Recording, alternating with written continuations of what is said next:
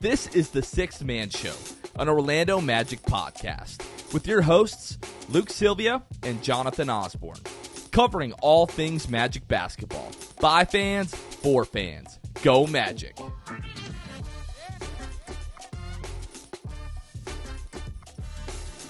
What's going on, Orlando Magic fans? You guys are back with the Sixth Man Show. Today is May 4th. May the 4th be with you. 2023.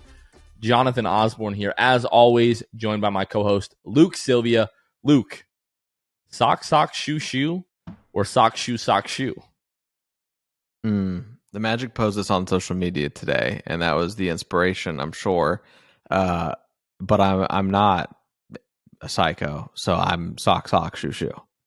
It's sock, shoe, shoe. There's no other way to do it. Okay. I thought you were about to disagree. No, like the way that the Magic put out these videos sometime, like I was thinking as I'm watching, like there has to be one person that is like, no, it's sock, shoe.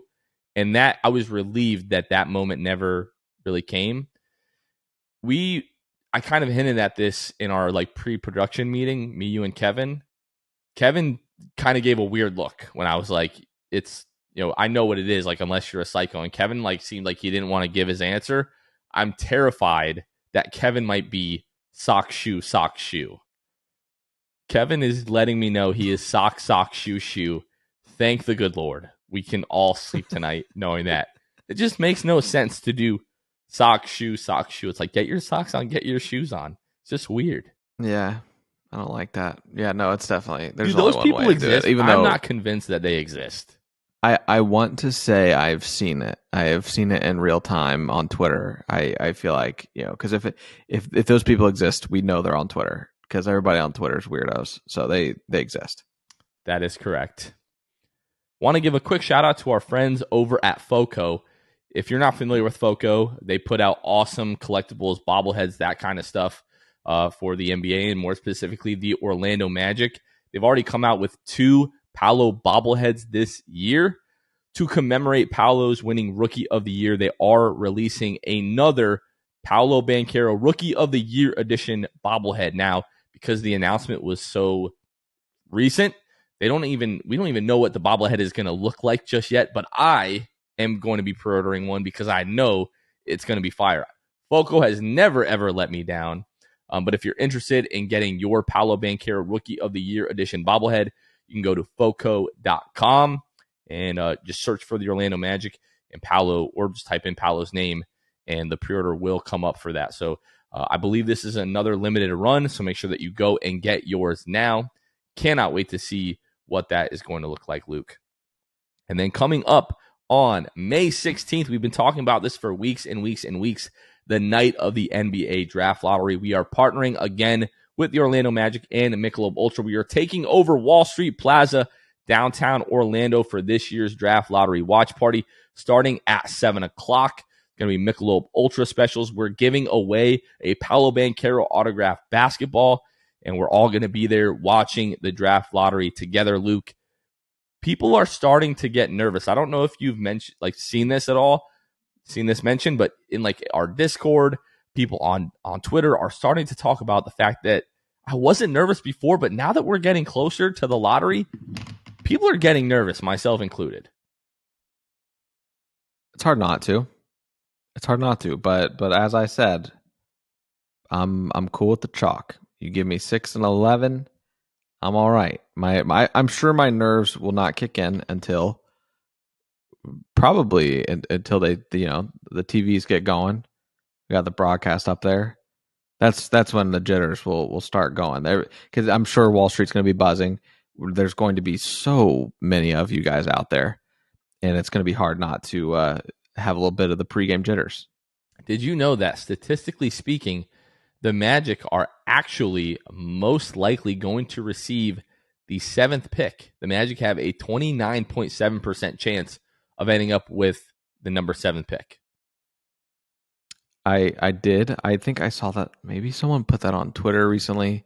I don't remember, but yeah. I mean, whatever, man. We'll see. Those odds, they're small enough that they don't scare me. We'll see. yeah, you have almost a 70% chance that you don't end up with 7, and we can kind of talk about the rest. Like, we'll talk about Tankathon in a bit, but you have a 9% chance at 1, 9.2% chance at 2, 9.4 at 3, 9.6 at 4. The Magic cannot get the 5th pick. They have an 8.6% chance of ending up with the 6th pick, 29.7% chance to end up with the 7th pick, and a 20.6% chance to end up with 8. And then it gets kind of dark. You have a 3.7% chance of getting 9. You have a 0.2% chance of ending up with the 10th pick. And in that scenario, I believe Chicago also jumps into the top 4. So a 0.2% chance that you end up with the 10th pick and you don't even get to keep the Chicago pick. Yeah, that would make me sick. Yeah. That would make me sick. Absolutely. Well, Paolo did a podcast with Woj that released today, I believe, as we're recording this Wednesday night. Mm-hmm. I have not had the opportunity to listen to it yet. Work was just absolutely ridiculous today. But Luke, I know that you did. So what kind of stuck out to you from that interview with Woj? So Paolo just kind of gave a peek behind the curtain that I had not, that I don't think that I was aware of. Did you hear that he had a crazy draft night? Bro, that is the one thing. There's one thing leading up to it that I was like, okay, this is somewhat redeeming that Woj brought it up, and I'll get into that in a second. But at the same time, it's like, dude, we've heard this guy on like 5 different podcasts up to this point, and everybody asks about draft night, and it's like, just go listen to the other episodes. Like, you don't have to just get the same story from him. He tells it. I'm sure it's muscle memory at this point. He tells the same story.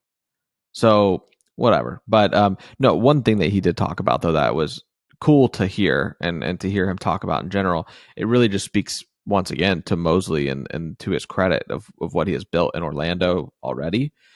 Talked about the Washington game. And the Washington game I'm talking about was when late in the year, they don't have Beal, they don't have KP, so they're not without they're without the big guns.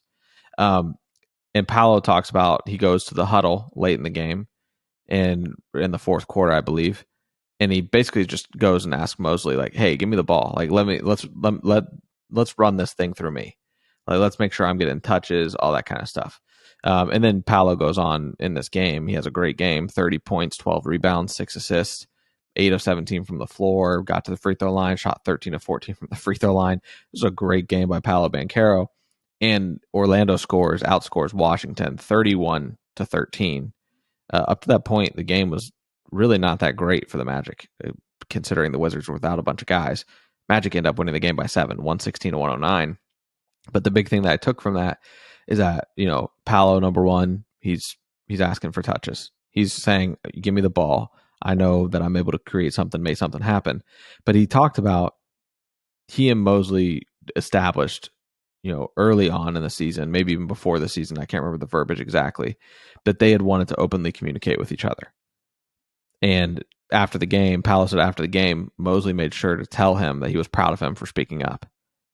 So just like stuff like that, just it makes me all warm and fuzzy inside, knowing that our coach and star player have that connection and that they have the open line of communication. Just makes it seem like you see, and we talk about it with Jake, but he briefly mentions there's always a star that blows up, like on a team, a locker room situation or whatever it might be. When your star player and your head coach are aligned like that, it makes it so much easier to sleep at night knowing we are very far away. If that ever happened, we are very far away from that even being close to happening because of kind of that relationship they've established. So I just thought that was a really cool story that Paolo had shared, on that podcast with Woj. What I remember from that game, to me, that was like kind of at the height of all the Jalen Williams hype. And to me, that was Paolo like, oh yeah, like goes out again. What was it, like 30, 12, and 6? Led the team in scoring, rebounds, and assists that night.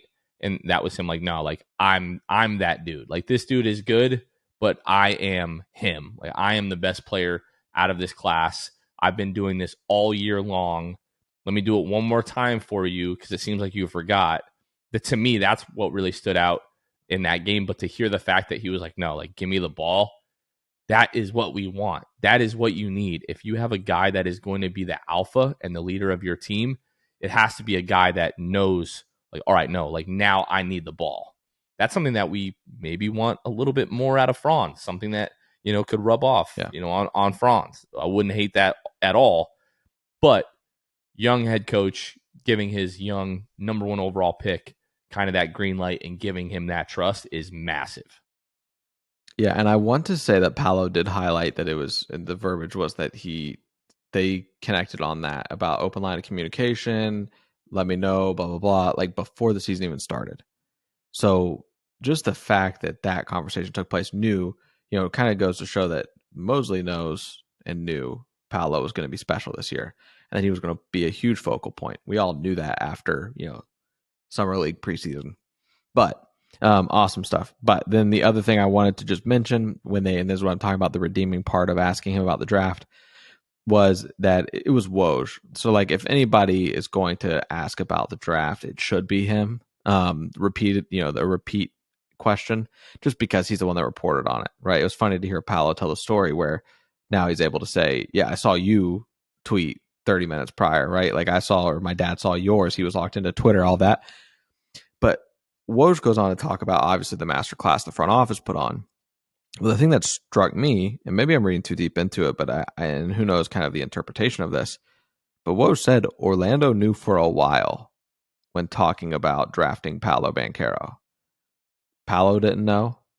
Woj didn't know. Nobody knew. And Woj says that on the podcast. That was the only part during the draft talk where I paused it and I was like, I got to write this down. That Orlando knew for a while. So it sounds like in retrospect, like Woj found out that they had been targeting Paolo for way longer than anybody knew. Well, Woj couldn't take the fact that he just got it completely wrong. So like they sign off that night. He's ripping his earpiece out and he's going home and just like, I need to find out like exactly what happened. The fact that we were able to fool Woj of all people, like anybody tells me, like anything that comes out, we've had this conversation a cajillion times. Anybody that tells you they know what's going on with the Magic, just ignore it. It's a good thing for us ultimately, but like in the moment, it really sucks because you know that you can't believe anything that you're hearing. You literally just have to wait until it actually happens. Yep. Like what happens in a few years from now? The Magic are rumored to try to trade for Luka Doncic. We can't even get excited because we don't know if that's true. Because the way that this front office operates, which is a good thing and a bad thing. Speaking about potential stars, joining the Magic, you saw the video of Anthony Edwards in the Timberwolves locker room, like sitting talking about Paolo. To me, that is super cool because you never get like that kind of peek behind the curtain of like locker room conversations and seeing them talk about Paolo, like 19 years old, like, nah, like that kid is him. Like he is going to be a problem.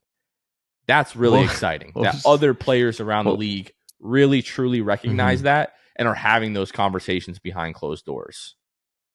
What was that tweet that you had?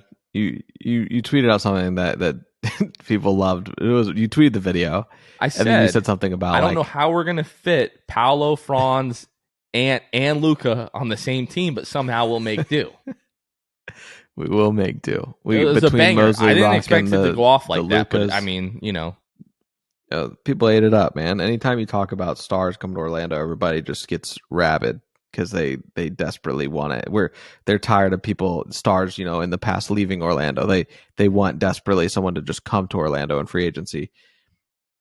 That would be a lot of fun, whether it is free agency or trade. Anthony Edwards, if you're listening, we'd love to have you, baby boy. We would love to have you. So I was really like 5% of me was hoping that like Mavericks fans and Minnesota fans would like find that like, are you kidding me? Blah blah blah.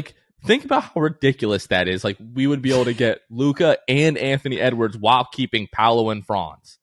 Completely impossible. But the thought of people getting mad about that just like made me laugh a little bit. But none of that came to fruition here. All right, let's go ahead and give a quick shout out to the folks that help financially support the show and allow us to do all of the things that we do, like watch parties, like Paolo Banchero autographed basketball giveaways, and so on and so forth. Our lovely patrons. So first of all, patrons, if you don't know how much we appreciate you guys, like from the bottom of our hearts, we could not do what we do on a weekly basis without you guys. And like our dream of turning this in from like a hobby to maybe someday not a hobby is like directly related to the support that you all give us every single month. So we really, really appreciate it. But if you haven't heard already, we do have a Patreon channel. We're starting at as little as $2 a month. You can help financially support the show. And if you go up in tiers, you get additional benefits like access to our Discord channel. We have a monthly Zoom with our Elite and Hall of Fame tier patrons where we just kind of hang out and talk Orlando Magic basketball. So whether or not you want those benefits or really just want to help financially support the show, you can find us at patreon.com/the6man-show. And speaking about our Hall of Fame and Elite tier members, we shout them out on every single episode. So as always, I will start with the Court Cousins, Drew Gooden, Armin, Carson Tulo, Normal, Magic Player History, Julio, Gabe Gaines, Wiffle, Michael Martin, Michael Salapong, The Distract, Donkey Punch Dave, It's Not Okay to Say Okiki, Pierre A, Nostalgia and M&M's, Dylan Holden, Mr. Mikey, Eduardo Sanchez, Drum, Danimal, Dodo 15, Bobby Skinner, Goody 93, Teddy Sylvia, Eric Lopez, Fuchsia, Juan Geraldo, Bill Fulton, Edmund Lagone, Jose Esquilin, Destined for Greatness, Caleb Pete, Cannibalism, Time Mr. TV, Joe Rothfuss, ESPN Really Sucks, Gear 95 Shred, Junior Bruce, Half Reekin, Shahan 177, Bulby the Dawn, Himlo Ban Himro, R Improv 221, Ray Pastrana, Magic Kid 714, Let's Bank Don't Tank, Soft Taco, Jesse, Johnny B, Victor Cologne, Fanimal 72, Irish Magic Mike, Austin Lampy, Random Hustle, Bol, his first name is his last name, Only Franz, and Maria. A big shout out to all of our patrons. Again, find us at patreon.com/the6man-show. All right, y'all, we are going to get into our conversation with the man, the myth, the legend, Jake Chapman. All right, Magic fans, we are now joined by Jake Chapman, the play-by-play caller for the Orlando Magic Radio Network and 96.9 The Game. You can hear Jake calling all regular season games for the Magic and maybe next year some playoff games. Jake, I don't know. What's going on, man? How are you? I'm good. That sounds like a worthwhile goal. Obviously, Paolo, I think, had that top of mind as he accepted the Rookie of the Year award. But I'm good. As we were talking off air, I'm preparing for a little baby girl. She's coming any day now, so It's been kind of wild around here, but exciting time. And certainly, we got a few weeks I didn't have much time to rest or whatever, but. You step away from the season a little bit and you get a little bit of a recharge. It's been a different sort of off season for me so far, but it's good to catch up with you guys, talk some hoops. We had Jeff Turner on not too long ago, Jake, and he said to us, I don't remember if he said this while recording or off, but he said something about, I'm glad that you guys reached out to come on the show when you did, because I'm getting to the point where I'm going to be unplugging from like Magic basketball thinking and all that stuff. We caught him season had been over like 5 days maybe. And so kind of my question to you, Jake, is that, have you done that? Have you kind of unplugged? You've obviously got a lot going on in general, but have you kind of taken a step away, or have you been just still thinking about Magic basketball, watching basketball, all that? I have. It's been a little bit different because of everything I said, and then also like I had to move, so I'm paying 2 rents this summer because we had separate places, and then obviously that wasn't going to be doable. So I moved in to my girlfriend's place the beginning of April. So like the last week of the season was moving. Completely separate. My parents and sister and brother-in-law and niece and nephew all visited because it was my niece's spring break that first week. So the first 2 weeks of April were absolute blur. And like you said, like, okay, the season ends the 9th or whatever.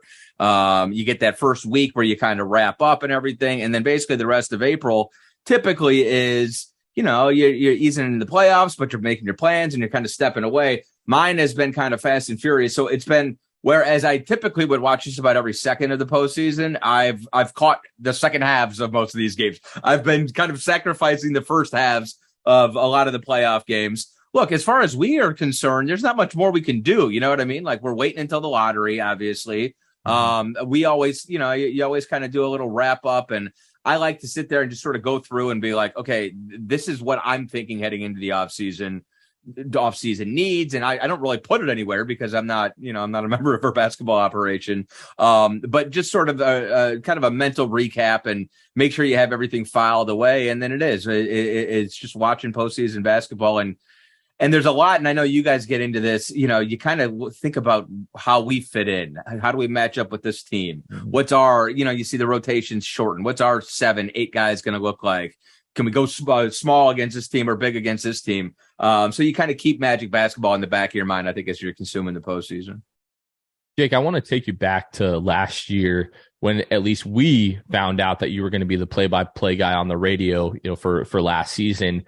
Just kind of walk me through like that process, like you kind of putting your hat in the ring for that. Is that something that was in the works for a while? And then just kind of walk me through your emotions of finding out you were going to be the play-by-play guy moving forward. Yeah. So when I came back, it was 2019, and that was just to be producer. And we were still, it was the same product as it was somewhat. When I left in 2014, I was gone for 5 seasons. Which was Dennis doing play-by-play. Richie used to be on the road and traveling, but he was just doing home games when I came back. Then the pandemic happened. And so basically what happened after that was they stripped away the radio product. For people who don't know, I know you guys do. And we were simulcasting the television broadcast for 2 seasons. The first season was that pandemic year. And, look, as David and Jeff they're 2 of my favorite people in the world for a multitude of reasons.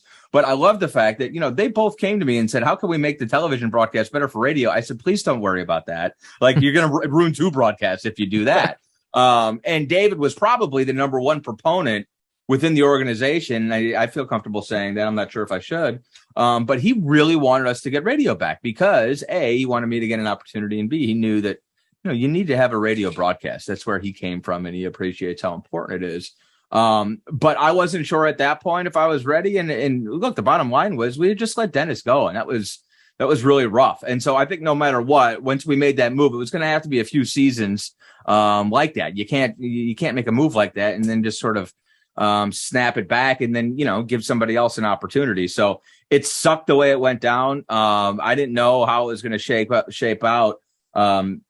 or shake out.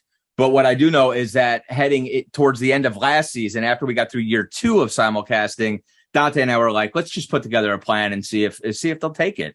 And at that point, people, I think, the people that mattered had a sense that we should probably figure out a way to bring radio back. And I was fortuitous in that sense. It sucked the way things happen in order to get there. But the bottom line is throughout my career, when I started, in radio, these were 7, 8 different jobs. Everybody, there was an engineer and a producer and a host and an analyst and a play-by-play guy. And now I basically do all of them. And that's not unique to the Orlando Magic. That's unique to, that's basically just the way that the radio and broadcasting business has gone over the last 10, 15 years. So kids wear a lot of hats if at all possible. With all that said, once we got approval for it, it was, oh my God, it's a dream come true and let's get to work. And so it was almost like the team, it took me about 25 games to find my footing. I think, I had a 5-20 start on the radio as well. But the Jalen game winner, dude, in Chicago, it's almost like that confidence. That call was incredible, man. It was the first time I felt like I met the moment, Right. And then all of a sudden you feel, okay, let's just make sure we're there and we're prepped up and we're ready to go. Cause you never know. And I caught myself a few nights heading into the arena and going, this is going to be the crappiest game. And of course, those are always the best games. Those are always the ones where, it's a game winner or something like that. So you always got to be ready. I was driving home. We had a watch party that night in downtown Orlando. And I'm driving home after the game, and I like to listen to the post game conferences on the radio, and they replayed your call from that, and I was just like, man, what an incredible call from Jake. And then either the next day or a couple of days later, I was able to take your audio and stitch it together with the video from that, and it was just man, what a for your first season and that for to be your first major call, what a call, man. Thanks, I appreciate it, and it's different. It was tricky, and I appreciate you doing that too. That was dope. Just kind of getting it out there a little bit. It's tricky because we're doing them remotely, and so I'm hoping the next step as we kind of build back to to where it used to be is to get me out on the road. Like, it's going to be tough with the baby girl at home. I don't know if the timing is perfect in that regard, but you can't really manufacture the intensity and the feel and the atmosphere of an arena as much as we try. And so I think that's the next step. And hopefully it'll sound even better if I'm out there on the road. Did you, in preparation, Jake, for the job, you find out you're getting it, and then leading up to that point, was there any play-by-play radio personality that you ever, look back on and said, I'd like to emulate this from his game, essentially, from his calls, and this from? Did you kind of, pick and choose here and there, or was there a guy that might have stuck out to you when you were kind of figuring out what to do there with play-by-play? It's a good question because I've done it for so long now, and I did it in Detroit for a while as well with Mark Champion. I realized when I started hosting pre and post that I was just Scott Inez, like Junior. Like, I was just repeating all the stuff I had heard him say after producing his broadcast for 5 years. Because it's like osmosis. You don't really realize it. You spend all this time sitting in a studio with a guy, and all of a sudden and I'm 25 at that point. So all of a sudden I turn into him basically. And so and that was when I was in Detroit, I was like, oh my God, I'm just doing Scott. Once I started kind of going back and kind of coaching myself, you want to make sure, that no matter what, you're going to sound like either the people that you worked for and with, or the people that you grew up listening to. And it's always going to sound that way. So I grew up listening to Joe Tate in Cleveland. He's an all-timer. He has this actually Tim Alcorn, the guy who replaced him, or actually replaced John Michael when John Michael moved to television. He sounds a lot like him. It's this kind of nasal, flat old-time radio. Doherty into the lane, kicks it out the prize for 3, and that's good. And it's just like this, the way we all grew up listening to it. And so he was like that's the, when I got the job and I talked to my dad, I was like, this all started sitting in a smoky Honda Accord, listening to Joe Tate, like call the Lenny Wilkens era Cavs. So that was that. And then there's Dennis. I produced so many Dennis Newman broadcasts over the years that a lot of times I'll just, you can't really script it out. And so a lot of times it's just like whatever comes out. And sometimes it sounds like Dennis Newman. So hopefully, but you don't want to. You want it to be your own. So I try to make sure I'm prepped up and just ready to say something original, if at all possible. The reason I bring that up too is because I was hoping it could segue into this, and I think it does. I feel like everybody probably has either a collective memory or something of that sort when it comes to a play-by-play call. And I think for me, it was 2006 when the Gators, Mick Hubert was on the call. And Mick Hubert, I'm in my car with my mom, who's a huge Gator fan, and the Gators, Jarvis Moss blocks a field goal. South Carolina definitely in range to win the game. Gators blocked the field goal. I remember that call. Like, I remember that moment and being in the car and thinking, like, that's my fondest memory of a play-by-play call in a car. Do you have one of those? You kind of recounted, just specific announcers of Cleveland and what it might be, but do you have any specific plays or games that stand out to you at all? Boy, that's a good one. One of the first times I ever did play-by-play, I was working for the Pistons, and this is in 2016. It was right after the Cavs won the championship. The following season, the Indians at the time were in the World Series, and they're in Game 7 of the World Series. And I grew up. I mean, baseball was my first love. Like, I loved the Cleveland Indians when they lost in '95 and '97. It wrecked me. And then in 2016, I'm calling play-by-play. Like the second NBA play-by-play game I've ever done in Brooklyn with Rick Mahorn to my left. I don't know. I hope I didn't tell you guys a story last time. No. Rick Mahorn to my left, and Game 7 of the Indians World Series against the Cubs on a monitor to my right. And we're losing the whole damn game, and Mahorn's messing with me the whole time, just freaking needling me. And then we ended up tying it up, but the Pistons lost. The Nets scored 71 in the first half on us. And the whole way from the airport, from the arena to the airport, I'm listening to like the 9th inning of the World Series, Game 7, Indians Cubs, on a silent bus with Marcus Morris sitting across from me. And I'm like, getting all stoked, but I can't because we just got smoked by the crappy Nets at the time, and they put 71 on us in the first half. And then we ended up losing in extra. There was the rain delay. We ended up losing in extra innings while I was flying in the air, so I didn't get to hear the end of that World Series. So that was a unique experience as far as how I consumed Game 7 while I was doing play-by-play. The calls that really stick out to me, I remember driving around in my car. I don't know if you guys remember when the Browns and Jaguars had this regular season game that was that we ended up forfeiting. It's called Bottlegate because it's a bad call and Browns fans threw bottles onto the field and pelted the referees with them. And it's basically why you can't get a cap on your beer bottles anymore in Cleveland. And I just remember driving around and hearing Jim Donovan at the time, the voice of the Browns, say, just what a dark day it was in Cleveland sports history. And there's been a lot of those. So that's one that jumps out into my mind. But I grew up in Cleveland, so it's not like I have, the Indians won the pennant because we don't win shit. Oh man. Well, let's switch gears a little bit back to the Magic, maybe a little more lighthearted here. Jake, what would you say was like the experience your first year, like calling like the Magic games? It was a blast, man. I mean, it was a lot of work, obviously, at first, and then it kind of like clicked in. And so once you started to get a rhythm and I started to kind of make it my own and feel like I was really putting my imprint on it, it was everything that I always thought it would be. But at first it was a lot, and it was very, very stressful. But that's good. Like, I think if you're not challenged with whatever you're doing professionally, then you're screwing up. It really helped. And this goes back to what I was saying. Like, I kind of felt like I started 5 and 20 on the radio because it's hard calling those games, man. And so I started to feel like I caught a little stride once the team did too. Now the atmosphere in the arena is a little bit more happening. It's kind of rising you up on nights it might be a little bit flat.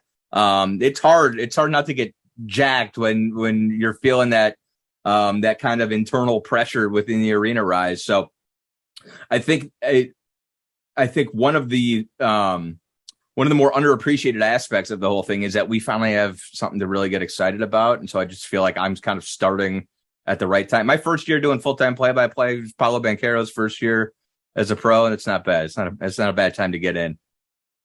Do you have a favorite call aside from probably Jalen Suggs is probably your favorite call, but maybe not favorite call, but favorite game just as a whole in its entirety to broadcast? Oh man, the Knicks game that with Dennis Scott, when the night we inducted Dennis Scott, and I'm trying to think because my favorite part of that was like I got Dennis on in the third quarter. And I'm sitting there, and that was when the Knicks were making their run. But that building was starting because the Knicks fans, I mean, y'all got to admit, like they show out and they're loud, and it doesn't matter how good a game it is. It's loud, and it feels like it's a good atmosphere no matter what. So that one stuck out because I was sitting there interviewing Dennis. I had never even met him before. And then I thought it felt like it went really well and I got good feedback on it. But meanwhile, like I'm talking to Dennis Scott and doing this interview that I had prepped for, an hour during the day make sure I had everything I wanted to talk to him about. But of course, the game's happening in front of me. So it was just one of those things where it's like, and not only is the game happening in front of me, but it's a good game and it's starting to heat up. I felt like I had just everything thrown at me at once and I felt like I handled it well. So that one sticks out. And then I think probably just like, and this has nothing to do with me broadcasting. I mean, and even though the result wasn't what we wanted, I mean, that Cavs game felt like something real at the end of the year. We came up short, but like, boy, we fought and we came up short to a superstar player going supernova on us. And that moment, and I know we've all talked about it, but that moment at the end with Markelle and Wendell, and you could see him, what it meant, that made it I think it convinced all of us that we're headed in the right direction. And then we got the right core of guys, at least in place right now. That's actually another thing that we wanted to ask you. Like, you're getting into this at like the perfect time. Paolo Banchero's rookie year, but just kind of seemingly like a really bright future. Like this team should be really fun and really good, like in the short and long term. How exciting is that for you? It's funny, John, because I was thinking about it watching the postseason. Excuse me, especially with the Western Conference. Like, okay, a month ago, Memphis was on top of the world. That's like that thing. Where is that gone? 4 months ago, Dallas, everything was good. Like, where is that thing going? Minnesota, at the very least, I don't think expected it to look like this. They put all their chips in. I don't know. In the context of that was I was thinking about like 5-year outlooks in the Western Conference. Like who do you want to be in 5 years in the Western Conference? Even teams on top right now. What's Golden State and the Lakers going to look like in 5 years? Oklahoma City might have the best 5-year outlook in the Western Conference. The Clippers, what's their 5-year outlook look like? Anyways, with us, I mean, it's kind of the same thing. Like not only do we have a young group of guys, all 25 or under, mostly under 25. They're good guys. It's good. They're good for content, right? Like they're interesting. I think there's something to be said for, we got one guy from Germany and we got one guy who was the top pick and then had all these injury issues and had to get out of Philly and kind of revitalize his career. I mean, we've got good stories. We got one guy whose dad is a hell of a broadcaster and, could do a podcast right now and we all would be subscribers. He's like the best interview in the NBA as our sixth man. We've got a lot of and then that doesn't even get into guys like Jonathan Isaac, who, obviously there's a whole lot of content there and a very, very interesting story, God willing, when he gets back on the floor.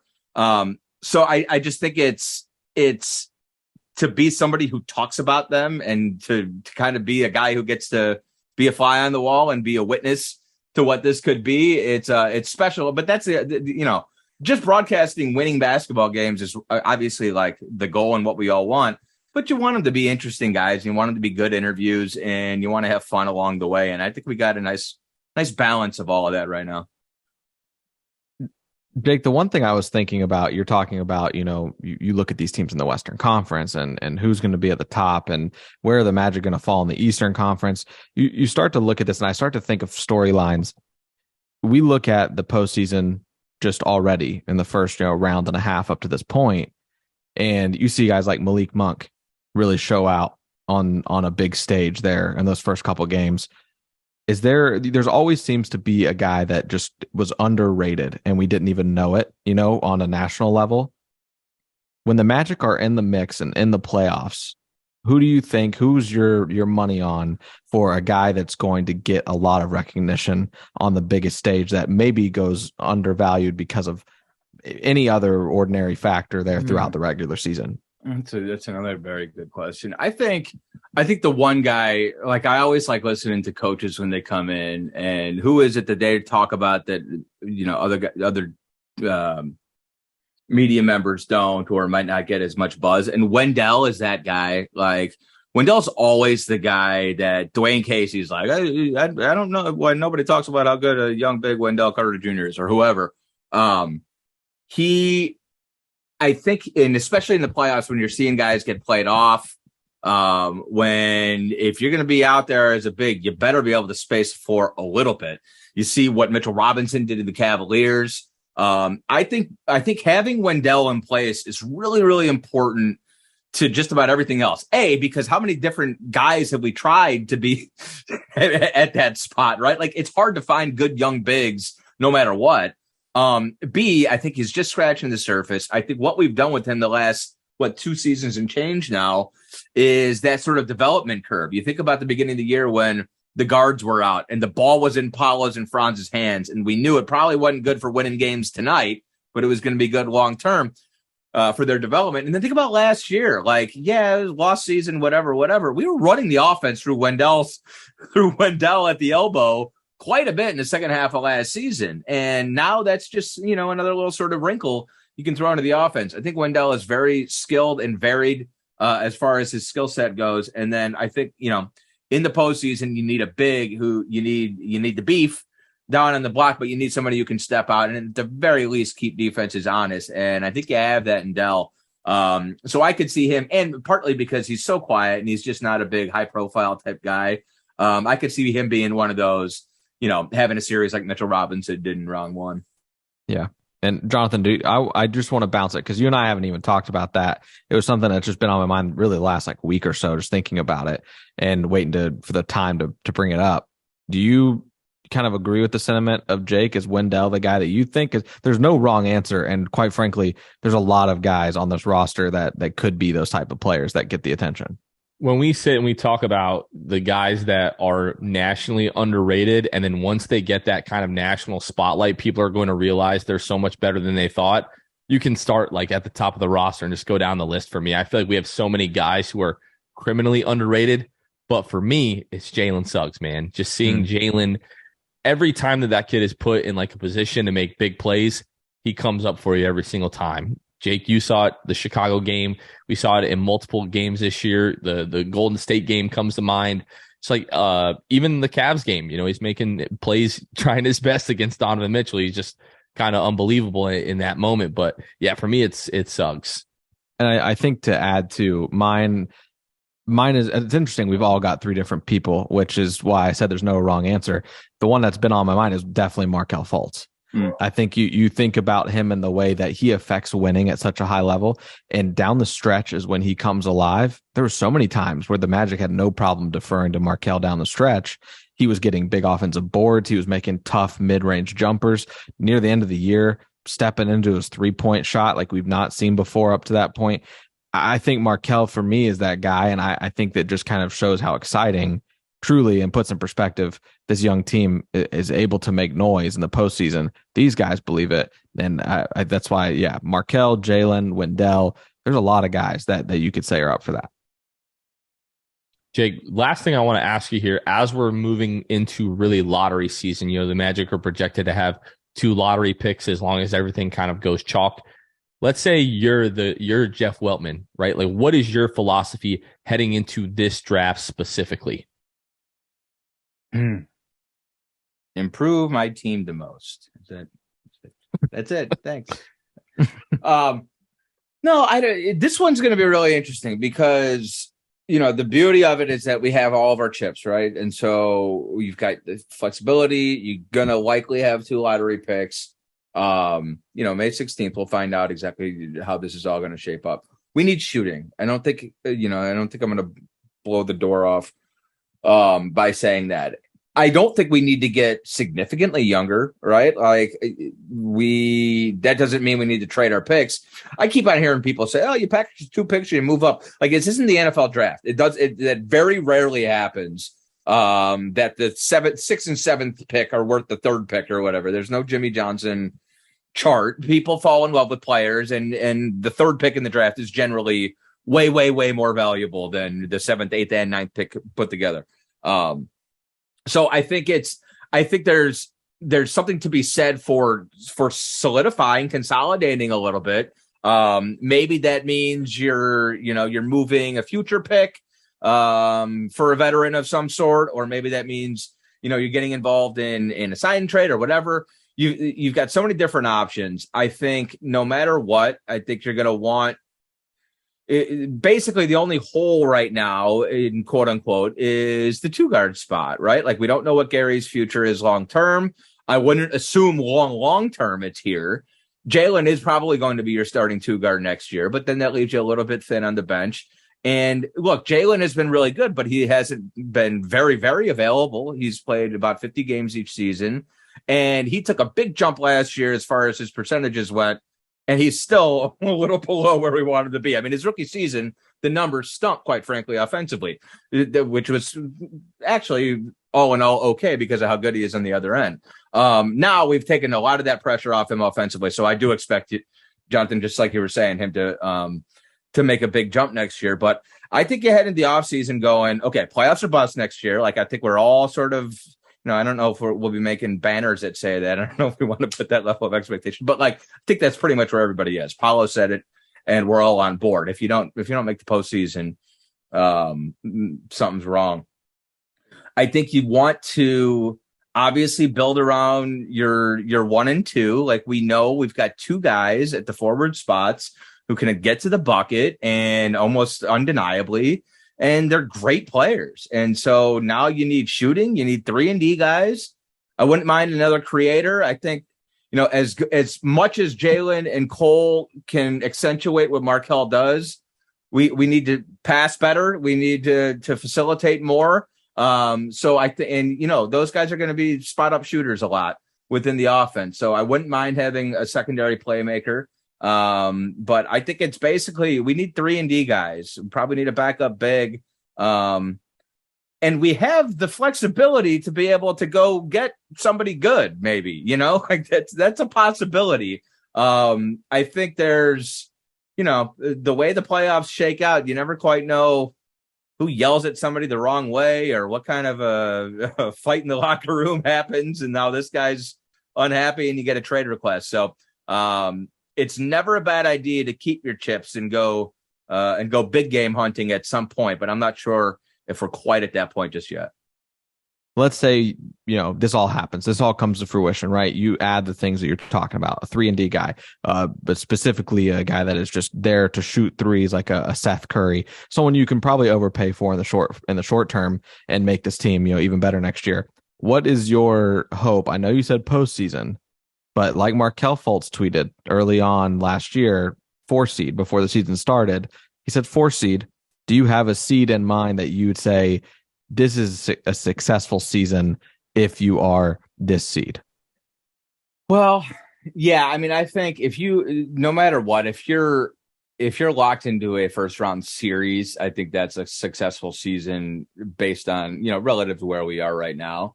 But I feel like we're going to get into the Giannis, who was the season of failure conversation. That was that was actually pretty good stuff. I think, but I will say this, like, okay, let's go through it. Atlanta is probably not going anywhere. Cavs ain't going nowhere. Is Chicago going to blow it up? I don't know. Is Toronto going to be better? Probably. And then maybe Brooklyn drops off, but like Philly, Boston, like none of those teams are going anywhere. So it's still, I think your top 4 or 5 are probably set. Miami. So I think 6, 7, 8 is a nice range to shoot for. And look, I fully believe if you come out of the gate healthy, and you don't, and there's no unforeseen circumstances, and there isn't some random 5-20 start or 2-10, you'll be in the mix all season, like top 8, top 9 in the conference. I think we're at that point, and I think as long as we keep building and this offseason goes according to I think how I expect it to. Yeah, I think that's reasonable. 7, 8 seed probably.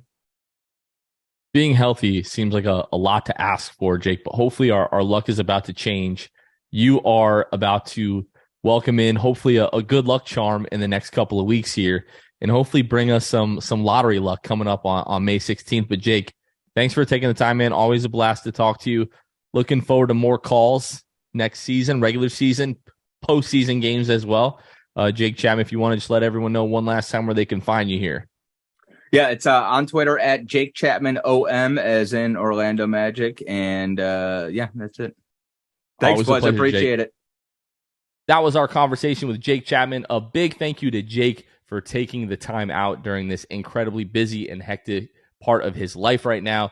Again, wishing all the best to Jake, to the baby, to mom, all that good stuff. Hoping for a great delivery. And again, thanks, Jake, for joining the show. Always a pleasure. Luke, so happy for that guy getting to live out his dream on a nightly basis as the play-by-play guy for the Magic. Yeah, man. Yeah, it's always fun to talk to people that are within the organization who have a voice in the organization. Those that are just kind of night in, night out, getting people through what we don't even know is dark times or whatever it might be. You hear a lot of that when it comes to people like that, where like because you can rely on them. I know that on this night, I'm going to be able to hear these guys talk and do their thing, and just really great to get to talk with Jake and kind of get even more of a peek behind the curtain into his story and learning more about him, and make people even more invested when it comes to play-by-play on the radio with him. Yeah, Jake does a great job. Know he's going to do an even better job in season 2. And looking forward to hearing him call some playoff games next season, Luke. Yeah. Now let's pivot. Let's jump into Tankathon before we wrap up the episode here. So if you're new to the show, now that we are getting closer to the NBA draft lottery, as you all are listening, We have just 12 days until the NBA draft lottery. The Magic currently have the 6th best odds in the lottery. They have a 37.2% chance of ending up in the top 4. They have a 9% chance of ending up in the number 1 spot overall.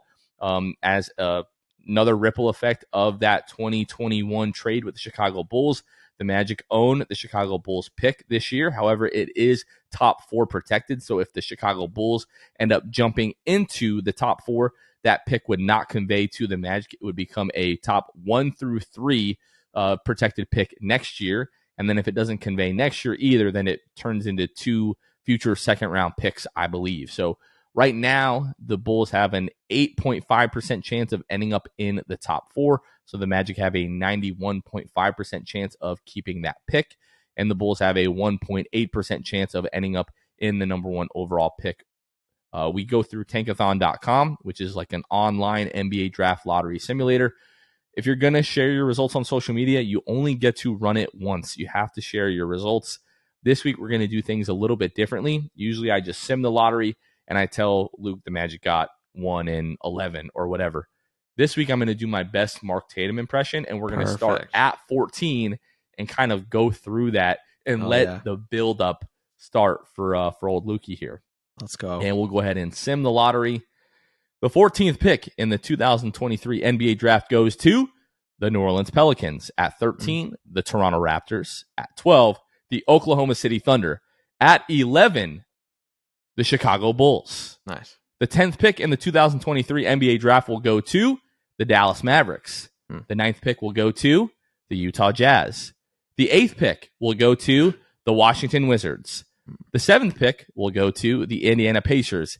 And with the 6th pick in the 2023 NBA draft, the Charlotte Hornets. Whoa. With the 5th pick, let's go. The Detroit Pistons. The 4th pick in the NBA draft will go to the San Antonio Spurs.